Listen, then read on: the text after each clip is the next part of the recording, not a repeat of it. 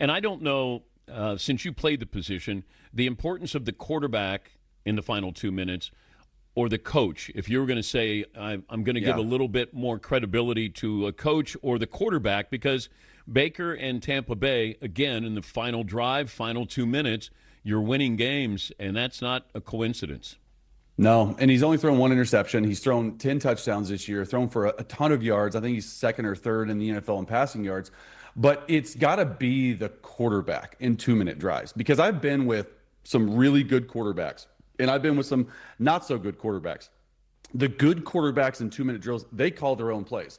I remember when I was with Breeze in 2-minute drills, he's one of the best of all time, that in just watching him operate 2-minute. And Sean's like, Drew's like running out to the field for a 2-minute drive, and Sean's like, hey, you got it. Meaning you're calling the whole series. Now, I'm not sure if Baker's doing any of that, but the coach has the easy job. It's like, hey, one play, and there's a set amount of plays that you run in 2 minutes, unless you're huddling on third down or red zone. So there's a menu of 10 plays. And Baker has just owned those, and all 4 wins have come in 2-minute drives. And I do think that sort of calluses a team. That gets a team sort of rolling in the right direction. And I just think in general, you have to start talking Baker Mayfield for MVP. Just look at his stats, look at what he's done, look at what he's meant to this team, and they have not been fully healthy either. I just think it's been an extremely cool situation for the Tampa Bay Buccaneers. And he has that personality that it's almost like he invites that drama. Like he wants it, that nothing seems to be too big for him. And I think that has to go. Like, you can't go out there and go like, I don't know, good luck, guys. You need that guy who gets in the huddle, takes charge, and that's certainly Baker. The Chiefs getting, Xavier Worthy back seemed like that unlocked a lot of different things, options for them. Is that the only thing with the Chiefs that you're seeing offensively that is changing them, making them a little more threatening?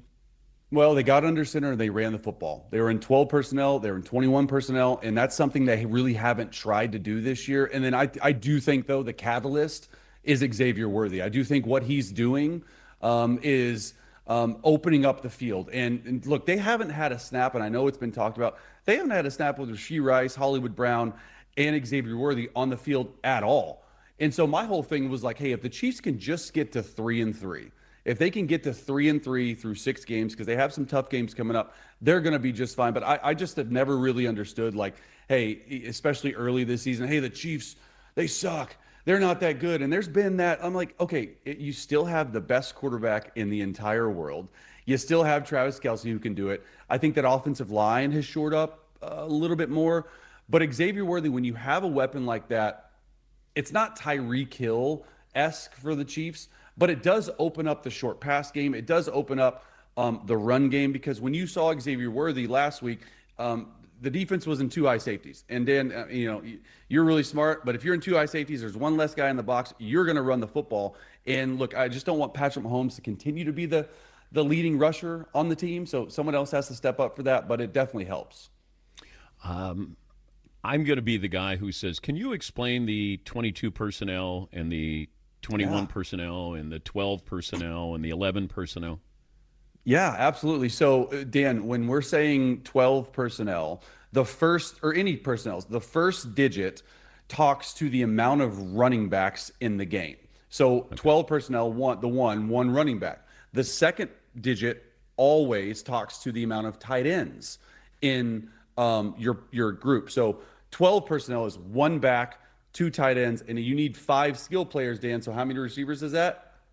2. Right? And then so if you go 22 personnel, which is like, it just means heavy personnel, it's 2 running backs, 2 tight ends, and only 1 receiver. There's also 13 personnel, which I think the Chiefs do a good bit of, 1 back, 3 tight ends. And I think you're sort of seeing a resurgence of these heavier personnels, just talking about trends overall in the National Football League, because so many teams play just nickel defense. So they have 5 defensive backs on the field at all times, rather than 4 defensive linemen, 3 linebackers. And so when teams are playing nickel personnel, 5 DBs, even to 22 personnel, 2 backs, 2 tight ends, you're seeing teams run the football a lot more because teams are so sick and tired of guys just sitting back in too high safety looks and saying, hey, try to throw the ball overhead. They're just like, we can't do it. And that's why I think you're seeing a resurgence of the play action pass under center game as well. So these are the trends I'm seeing. I hope I explained it good enough.